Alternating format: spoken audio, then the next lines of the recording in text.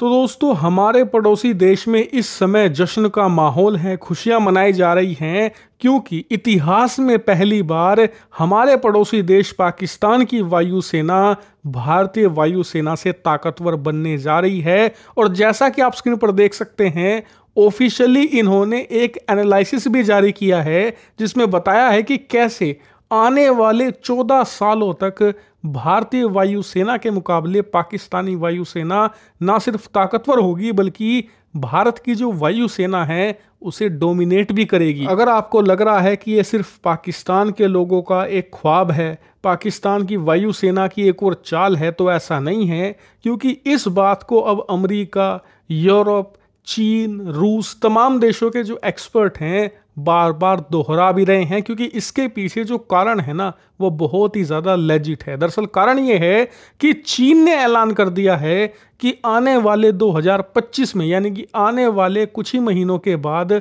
वो पाकिस्तान को J-31 stealth लड़ाकू विमान सप्लाई करना शुरू कर देगा। इसी के साथ ये भी बात कंफर्म हो चुकी है कि भारत का जो स्टेल्थ लड़ाकू विमान है एमका, उसका प्रोजेक्ट भी अब डिले हो चुका है। इसका मतलब ये हुआ कि अब से कुछ महीनों के बाद जहां पाकिस्तान के हाथों में J-31 स्टेल्थ हथियार होगा, वहीं भारत के पास इसे टक्कर देने के लिए एक भी लड़ाकू विमान ऐसा नहीं है। ऐसे में ये भारत के लिए एक करारा झटका है। वहीं सबसे हैरानी की बात तो ये है कि पाकिस्तान की वायुसेना ने एक एनालिसिस जारी किया है जिसमें इनके अनुसार अगर भारत किसी भी देश से कोई भी स्टेल्थ लड़ाकू विमान नहीं खरीदता है तो ऐसे में आने वाले 14 सालों तक भी भारत इन्हें टक्कर नहीं दे पाएगा, क्योंकि इनका मानना है कि भारत की सरकारी हथियार बनाने वाली जो कंपनियां हैं, भारत के जो सरकारी बाबू हैं, उनका ट्रैक रिकॉर्ड अगर आप देखें तो उसके अनुसार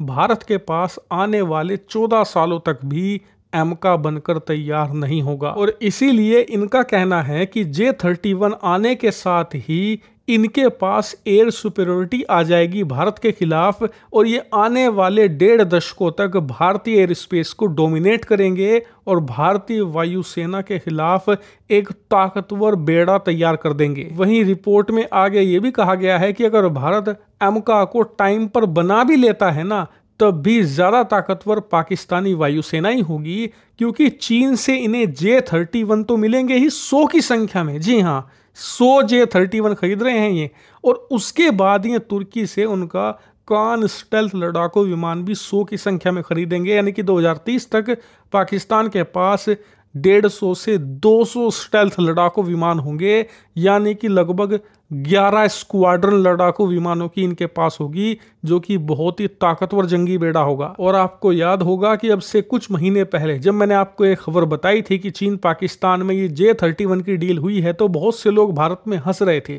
कि ऐसे कोई खबर होगी, चीन नहीं देगा पाकिस्तान को, क्योंकि पाकिस्तान के पास तो चवन्नी ही नहीं है, पैसा ही नहीं है, कहाँ से खरीद लेंगे 100 स्टेल्थ लड़ाकू विमान। लेकिन आज हकीकत आपके सामने है। मैंने आपको तब भी कहा था और अब भी कह रहा हूं, हथियारों के मामले में पाकिस्तान के पास पैसों की कमी नहीं है, और अगर कमी होती भी है तो उसके दोस्त ऐसे हैं जो उसे किश्तों पर हथियार दे देते हैं। और इनका तो नारा ही है कि भारत के खिलाफ लड़ने के लिए चाहे हमें घास खाना पड़े, लेकिन हथियारों की कमी नहीं होनी चाहिए। और इसीलिए भारत के वो डिफेंस एक्सपर्ट जो कि पहले एक हथियार भी दूसरे देशों से खरीदने के पक्ष में नहीं थे, कहते थे कि हथियार तो छोड़ो, हथियार में लगने वाले नट बोल्ट भी भारत में बनाओ, कुछ भी मत खरीदो दूसरे देशों से, वो भी कह रहे हैं कि हमें तुरंत कहीं ना कहीं से स्टेल्थ लड़ाकू विमान खरीदना होगा। इससे आप अंदाजा लगाइए कि सिचुएशन कितनी ज्यादा खराब है और भारत को कितनी जल्दी एक्ट करने की जरूरत है,